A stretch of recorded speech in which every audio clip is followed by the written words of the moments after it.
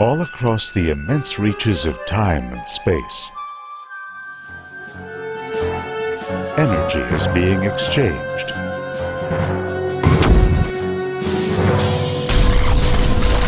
Transferred.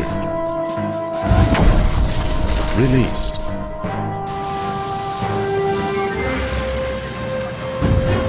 In a great cosmic pinball game we call our universe. To see how energy stitches the cosmos together and how we fit within it, we now journey through the cosmic power scales of the universe.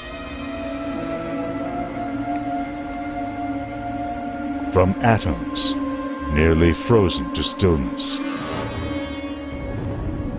to Earth's largest explosions.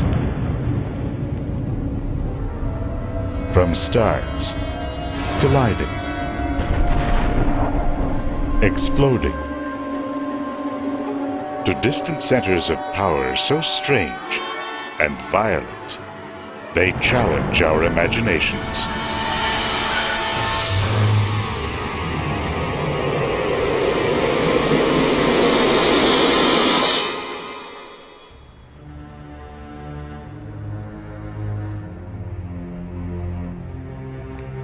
Today, energy is very much on our minds as we search for ways to power our civilization and serve the needs of our citizens. But what is energy? Where does it come from? And where do we stand within the great power streams that shape time and space? Energy comes from a Greek word for activity or working. In physics, it's simply the property or the state of anything in our universe that allows it to do work. Whether it's thermal, kinetic, electromagnetic, chemical, or gravitational.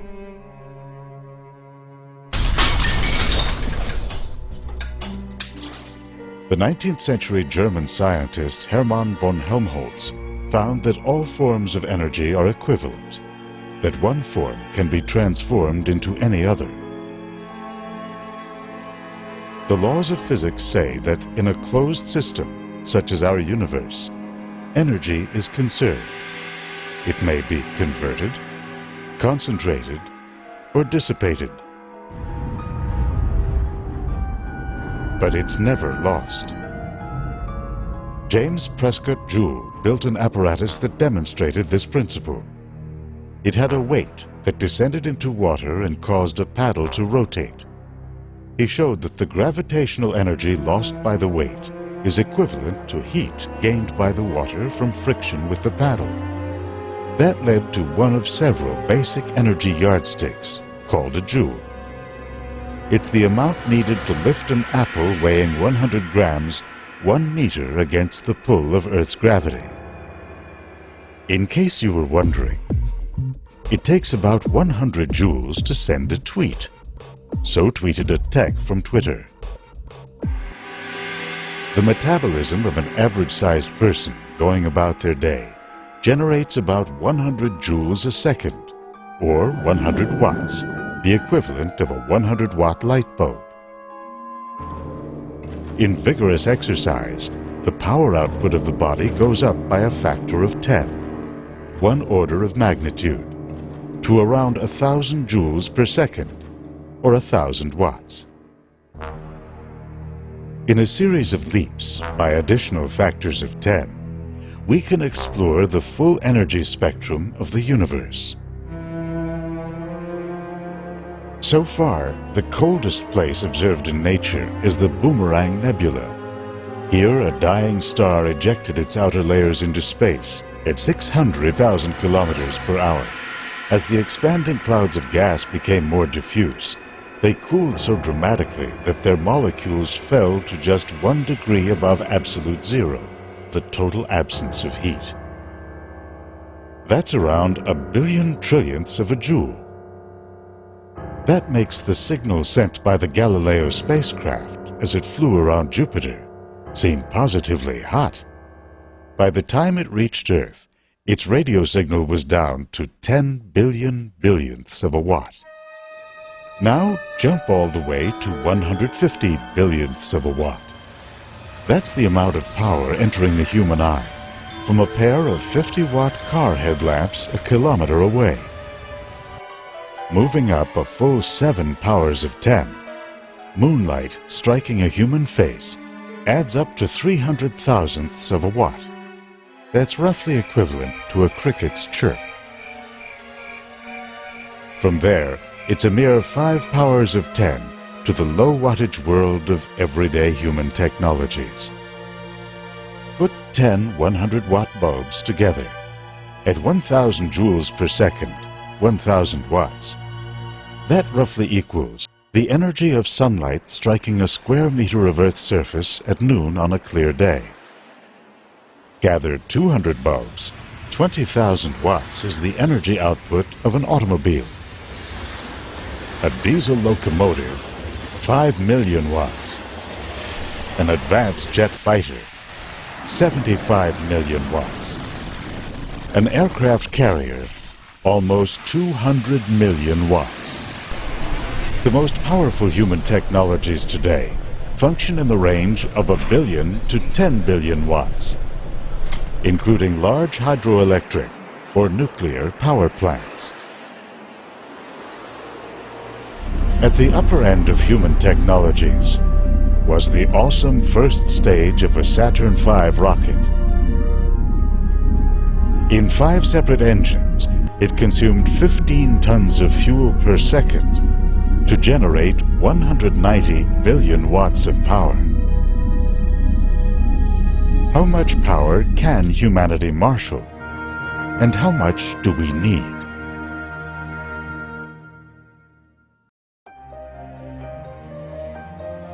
Long before the launch of the space age, visionaries began to imagine what it would take to advance into the community of galactic civilizations.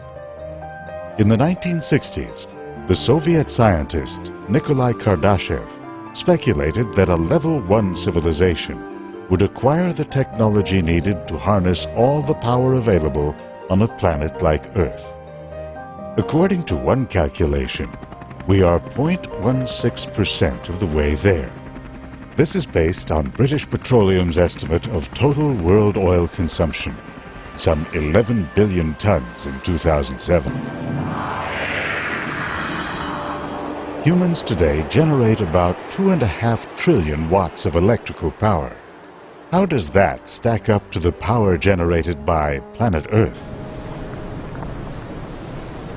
Deep inside our planet, the radioactive decay of elements such as uranium and thorium generates 44 trillion watts of power.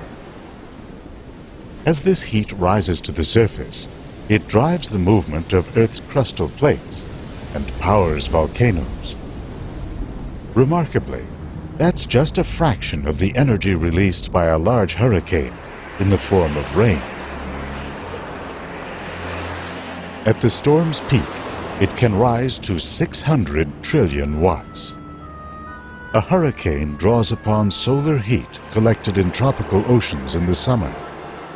You have to jump another power of 10 to reach the estimated total heat flowing through Earth's atmosphere and oceans from the equator to the poles, and another 2 to get the power received by the Earth from the Sun at 174 quadrillion watts. Believe it or not, there's one human technology that has exceeded this level.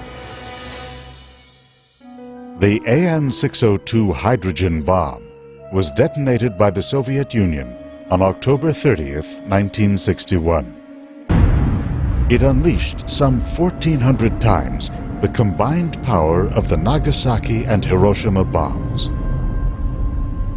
With a blast yield of up to 57 million tons of TNT, it generated 5.3 trillion watts, if only for a tiny fraction of a second.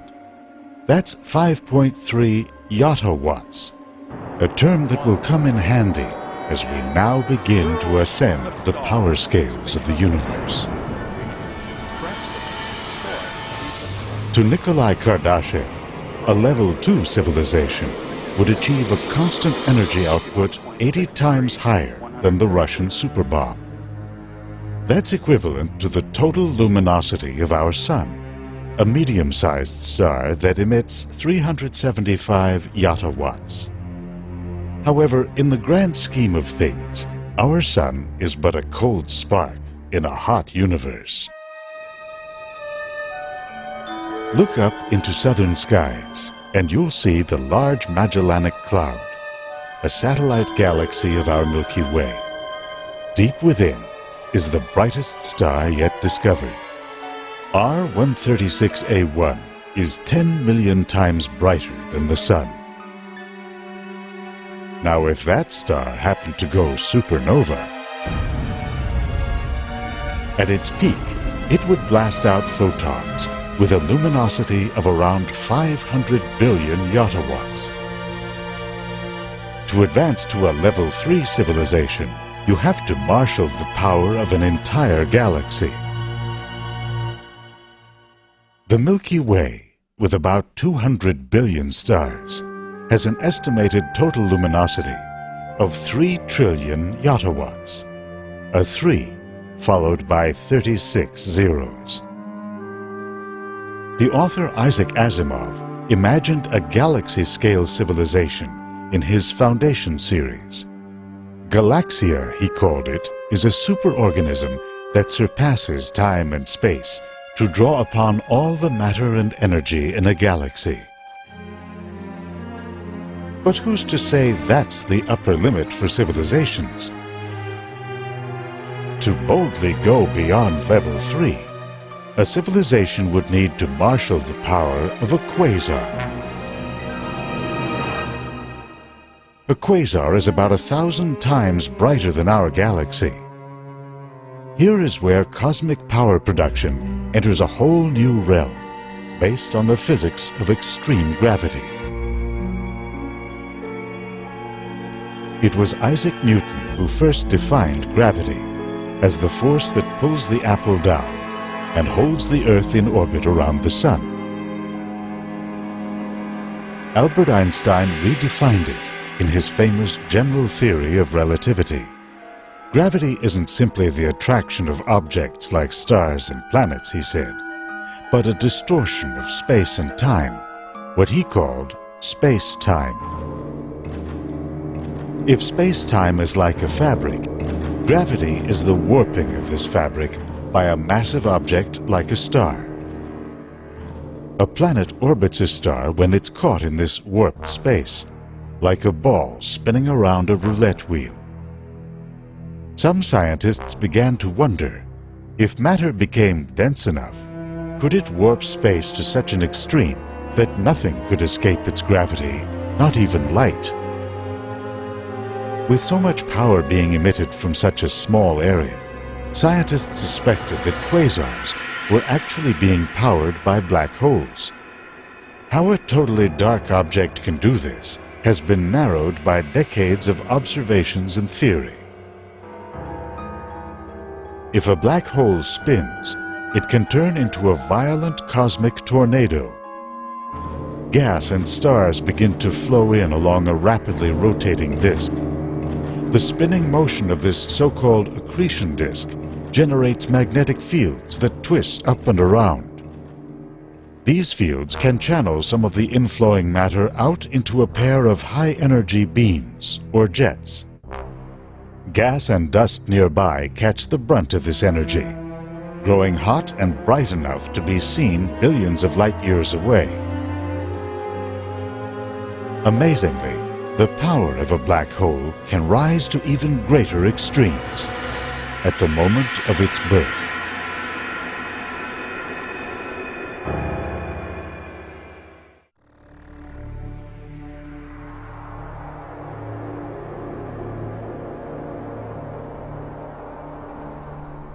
As a giant star ages, heavy elements like iron gradually build up in its core. As its gravity grows more intense, the star begins to shrink until it reaches a critical threshold. Its core literally collapses in on itself. That causes the star to explode in a supernova.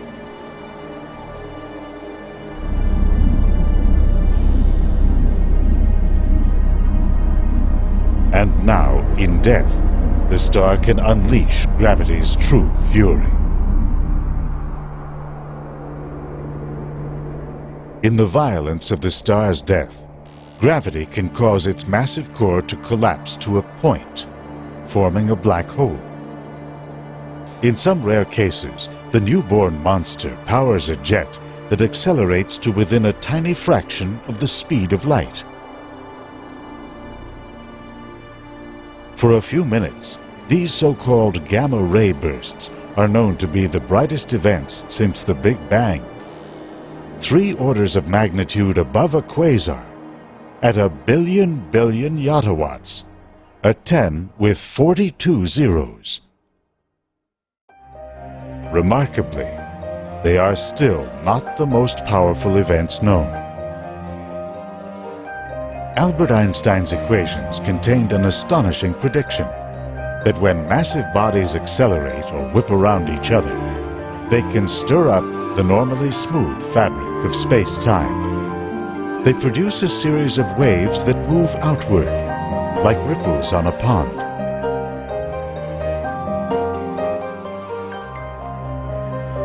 Scientists are now hoping to detect these gravitational waves and verify Einstein's prediction using precision lasers and some of the most perfect large-scale vacuums ever created. At the Laser Interferometry Gravitational Wave Observatory, known as LIGO, they are hoping to record the collision of ultra-dense remnants of dead stars known as neutron stars and of black holes. According to computer simulations, as 2 black holes spiral into a fateful embrace, the energy carried by each gravity wave rises 5 orders of magnitude above a gamma-ray burst to 100 billion trillion times the power of our Sun.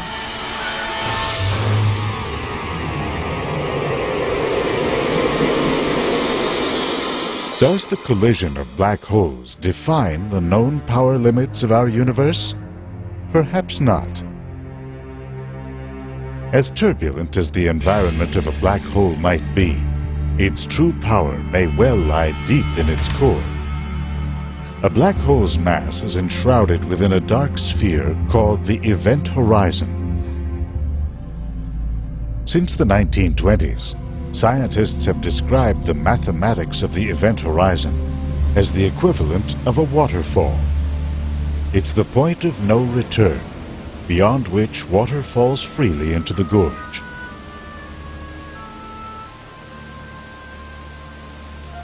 At the event horizon of a black hole, space itself falls freely in at the speed of light. If the black hole is spinning, then the flow spirals down and around an inner horizon that envelops the singularity. That's the central region where space-time becomes infinitely warped. Any matter that rides this river of space whips around the inner horizon so fast that centrifugal force tends to fling it back out. As that happens, it collides with matter that's streaming in, whipping up a ferocious cosmic storm.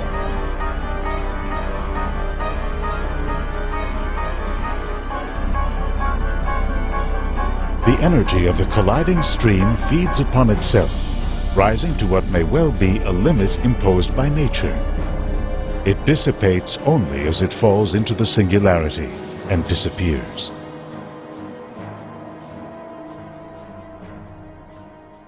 Fortunately for us, gravity walls off such energy extremes behind the event horizon, where they cannot affect the rest of the universe.